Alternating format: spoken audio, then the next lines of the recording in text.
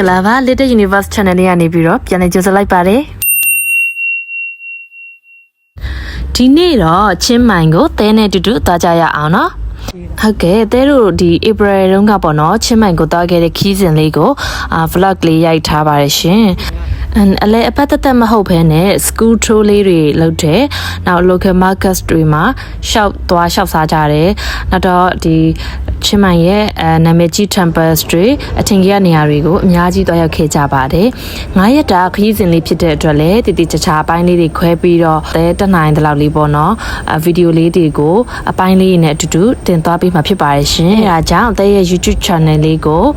subscribe လေးမလုပ်ရသေးရင်လည်းလုပ်သွားပေးဖို့အားလုံးကိုဒီနေ့ကနေမြတ်ရက်ခံချင်ပါတယ်ရှင်ဒီခီးစဉ်လေးမှာတော့သမီးလေးတော့မပါဘူးပေါ့နော်သူ့ဖွားနဲ့ပဲအိမ်မှာထားခဲ့တာဖြစ်ပါတယ်အဲဒါကြောင့်တဲကလေရင်တက်တော့ဒါကအင်ကိုလှမ်းမြင်နေရတယ်ပေါ့နော်ဟိုအပေါ်ကနေလှမ်းကြည့်ပြီးတော့သမီးလေးကိုလွမ်းနေတာပေါ့နော်တွေ့ရင်မတည့်ဘူးမတွေ့ရင်အလွမ်းသေးတာမိဒီပါကျမတို့လေရင်က17နာရီ20ပေါ့နော်ထွက်တယ်ဆိုတော့ဟိုကို1နာရီလောက်ကိုရောက်ပါမယ်လေရင်ပေါ်မှာတော့မုံအစာပြေးကျွေးတယ်ပေါ့နော်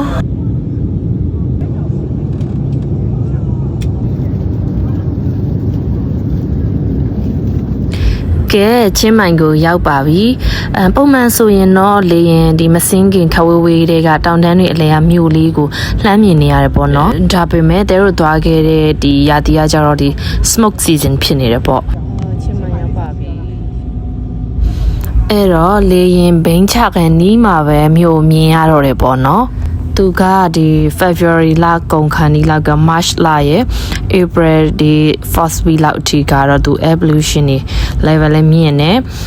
အဓိကတော့တော်မီရှို့မှုကြောင့်ပေါ့နော်သူကဒီပတ်လေးမှာပေါ့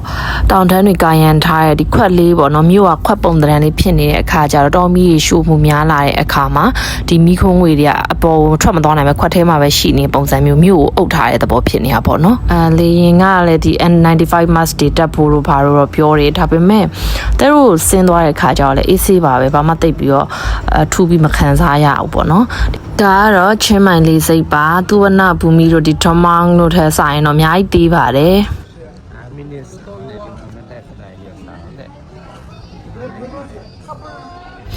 အမှာတော့ထုံးစံအတိုင်း exchange counter တွေ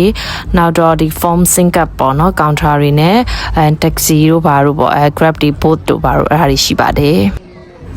there are ဘေးတော့ဘတ်150ဆိုရမှာ taxi counter လေးမှာပဲလက်မှတ်ဖြတ်ပြီးတော့ပေါ့နော် hotel ကိုသွားပါပြီတချို့ကတော့ mask တွေတက်တယ်ဒါပေမဲ့ကိုကတော့ရန်ကုန်ကပဲလာလို့လားမသိဘူးဒီမီးကုန်းငွေနေကဘာမှထူးပြီးမခံစားရတော့ပေါ့နော်ဒီတိုင်းလည်းအဆင်ပြေပါတယ်တဲရူတဲမဲဟိုတယ်ကဒီမြို့ဟောင်းဘက်မှာပေါ့နော်အဲ့တော့ကြတော့ဒီ old city ကိုပြန်ပတ်ပြီးတော့မှမြို့ဟောင်းကိုသွားတာပေါ့နော်15မိနစ်လောက်တော့စီးလိုက်ရပါတယ်တဲရဒါ airport ပေါ့တော့ချင်းမိုင် airport ကနေမြို့ဟောင်းကိုပတ်ပြီးတော့မှတဲတို့သွားမယ်ဒီ OCT ဘက်က Star Hotel ကိုသွားမှာဖြစ်ပါတယ်သူ့ရဲ့မြို့ဟောင်းက4000ပုံတန်းမြို့ရဲ့ဒီ center မှာပဲရှိတယ်အဲ့ဒီဟိုမှာအပေါ်ကဒီအပြင်ဘက်ကနေ Ring 1 Ring 2 Ring 3စသဖြင့်ပေါ့နော်အဲ့ဒီလိုပတ်ပြီးတော့မြို့ကိုတည်ထားတာဖြစ်ပါတယ်အဲ့ဒီအတွက်တနေရာနဲ့တနေရာသွားမယ်ဆိုရင် ring ကြီးကိုပဲဒီပတ်ပြီးတော့ပေါ့နော်မြို့ဟောင်းကိုပတ်တယ်နောက် ring 1ဆိုလဲ ring 1ကိုပတ်တယ်အဲ့လိုပဲသွားကြရတာပါကဲ hotel ရောက်ပါပြီtrip.com ကနေပြီးတော့ပဲ booking တင်လိုက်တာဆိုတော့ပေါ့နော်ဒီ review လေးတွေကိုကြည့်ပြီးတင်လိုက်တာဆိုတော့အရင်မျှော်လင့်မထားဘူးဒါပေမဲ့ကိုတွေးထားတဲ့တော်တော်များများမစိုးပါဘူးကောင်းတယ်လို့ပြောရမယ်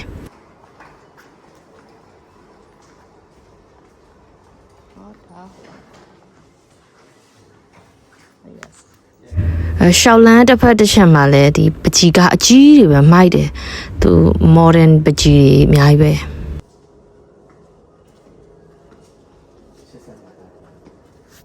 30နေပါနော်နောက်90နေပဲအော်တဲ့တို့မှာအကျွေးရှိရတယ်နော်ဒီရန်ကုန်ကနေငွေလဲလာတော့အကျွေးမပါတော့ hotel မှာ reception မှာအကျွေးလဲရသေးရပေါ့နော်နောက်ထပ်ဒီ bolt ထောက်တာကြီးဖားကြတော့အကျွေးလိုလာပြီကိုအခန်းမဆိုးပါဘူးပေးရတဲ့ဈေးနဲ့ဆိုရင်တော်တော်တန်နေပြောရမယ်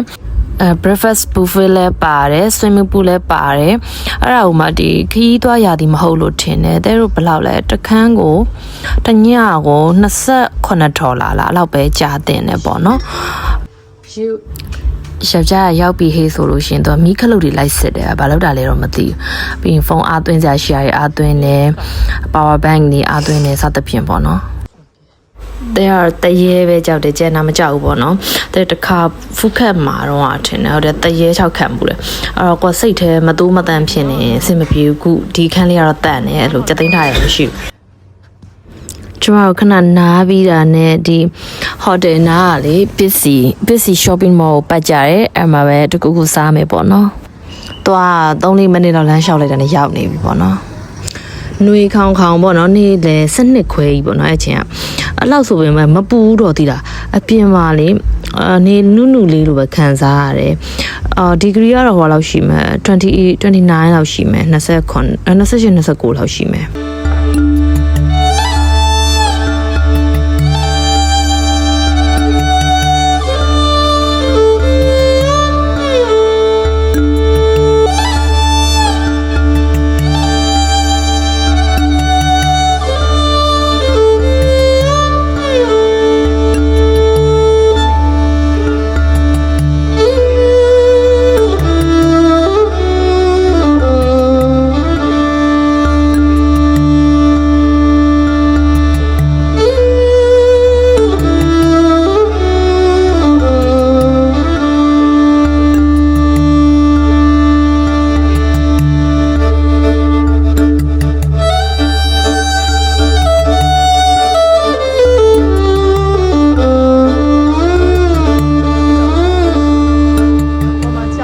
ခလေးကစားကွင်းအထက်ပေါ့နော်ပီတီကိုတောင်တတိယတည်းရဲ့ playground ထက်ကြီးဖြစ်နေတယ်အမှအရင်ဆုံးစားတာတင်မော်သီတောင်းရဲ့ဝက်ကုတ်သားကင်ရဲ့ပေါ့နော်အမှသူကကောက်ညင်းပေါင်းလေးနဲ့မုတ်ပန်နဲ့ free ချပေးတယ်အဲ့စားရဲနောက်ဆက်လို့အေးတောက်တယ်ပေါ့နော်ချင်းမှာစားရတောက်ရတာတော့တကယ်တန်နေသီးတာအဲ့ဘလောက်မှမကြောက်ဘူးဘာစားလေးအဲ့လိုဘတ်100ပတ်ချလဲအဲ့လောက်ပဲပီတာရောဟိုတယ်ပြန်ပြီးတော့ဝစ်စားလဲပြီးတော့နေမန်းဘက်ကိုသွားမယ်ပေါ့နော်ဒီမှာတဲရိုဟိုတယ် Star Hotel ကနေပြီးတော့ဒီ Maya Shopping Mall ကို boat ထောက်လိုက်တာ80ပေါ့နော်ဘတ်80ပြီးရပါတယ်Grab ထောက်လဲရတယ်ပေါ့နော်ဒါပေမဲ့သူက boat တဲရိုထောက်လိုက်တယ် boat က Grab ထက်ပို့ပြီးတော့စီးတက်တာတယ်ဒါ Maya Shopping Mall ကိုရောက်ပါပြီဒီသူ့အရှိကပေါ့နော်ဒီနတ်စင်လို့နတ်ကုန်းလို့ဟာမှာတော့ကြက်ရုပ်ကြီးတွေပေါ့နော်အများကြီးတွေ့တယ်ဒါကတော့နေမန်းဘက်ကိုရောက်တာလို့ပြောအောင်ပါပေါ့နော်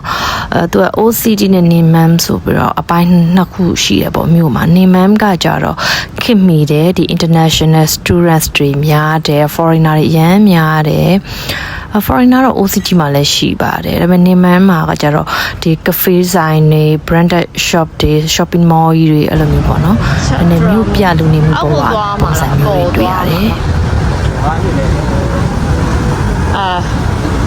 အောက်ကိုသွားလိုက်မလား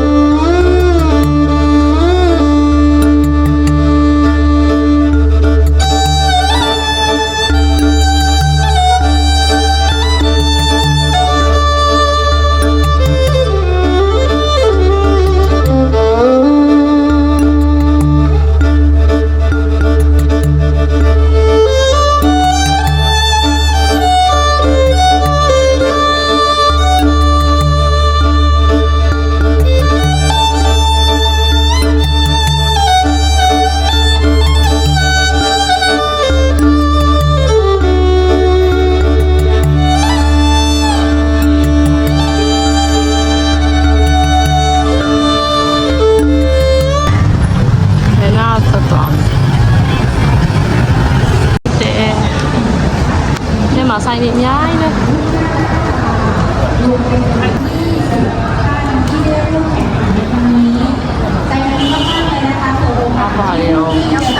เที่ยวภายในงานของกินเราทำขันโตได้ลองลิ้มชิมรสชาติอาหารที่ผู้เข้าแข่งขันได้จัดเสิร์ฟบนชุดขันโตที่ทางคณะกรรมการกำลังตัดสินอยู่ด้วยอันไหนที่สนใจอยากจะลองชิมของผู้ประกอบการแล้วว่าใครจะเป็นผู้คว้า မင်းပါလေရိုက်ပြီးပါမယ် အဲ့နောက်သွား ကဲကျမအလှည့်ရောက်ပြီကျမယောက်ျားကိုဗီဒီယိုရိုက်ခိုင်းလိုက်တာအမှသာချီကျမပုံကဘဲချောင်းဂျိုးချောင်းချာညက်ပြီးပျောက်လို့ပျောက်မှန်းမသိဘူးသူလည်းရောက်ရှင်လာရိုက်တယ်ကျမလည်းလှုပ်ချင်တာလှုပ်သွားချင်တာသွားပဲ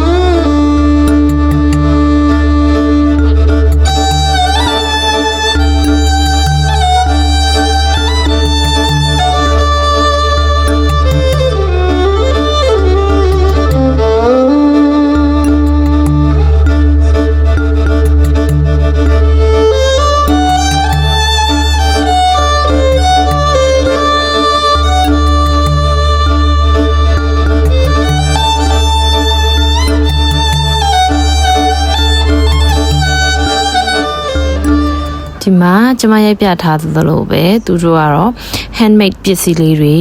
နောက်ရေမွှေးတွေနောက် scrap တို့ပါတို့ပေါ့နော်အဓိကတော့ဒီ local handmade ပစ္စည်းတွေနဲ့အဲ့ဒါကိုရောင်းချတာပေါ့နော်tourist attraction တစ်ခုအနေနဲ့ပေါ့ရင်းကြီးဘူးပြီးတော့လေသူ့မျိုးလေးကလေအဲ့လိုမျိုးအမြဲတမ်းနေရာတိုင်းမှာကိုစီကားနေတာအခုဒါဆိုတာနေမန်ဘက်မှာအဲ့လိုပွဲစည်းလိုပွဲတွေလိုပေါ့နော်နေရာတိုင်းကဒီတဘလောက်လောက်ရှောက်လိုက်အဲ့လိုမျိုးnight market လေးတစ်ခုတွေ့လိုက်ပွဲလေးတစ်ခုတွေ့လိုက်အဲ့လိုကနေကြတဲ့ဒီ local market လေးတစ်ခုတွေ့လိုက်အဲ့လိုမျိုးပဲဒါမျိုးရဲ့နေရာတိုင်းပဲအဲ့လို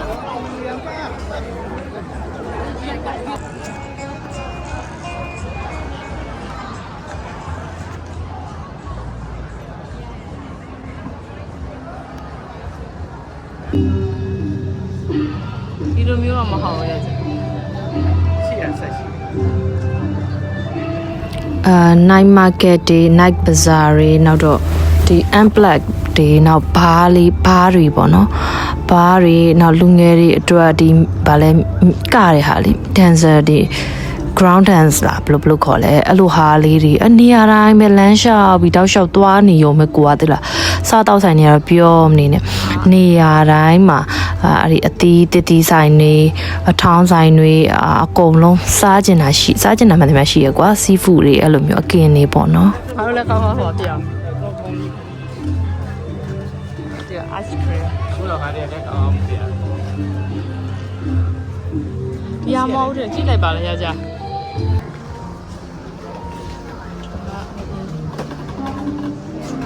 တူပါပဲအမသေးရလမ်းလျှောက်လိုက်အုံးရည်လေးတောက်လိုက်တီဖြော်ရည်လေးတောက်လိုက် juice လေးတောက်လိုက်နောက်ပိုင်းကြီးကလည်းဖောင်းကားနဲ့အဲ့လိုမျိုးပေါ့နော်လမ်းပဲရှောင်းနဲ့အဲ့လိုပေါ့နော် Google Map ကြီးကိုကြည့်ပြီးတော့တောက်ရှောက်ပြီးတော့မျက်စိပတာတာနားပတာတာတွေဖြစ်ပြီးသွားတာပေါ့နော်6တွေလည်းညောင်းအမအဖြူမလေးသူ့ကလေးကလေအမသူ့ကိုတင်းချီခိုင်းတာကိုရီလည်းပီတီမပါလို့ပီတီပါရင်လို့ပဲကိုကောနာလား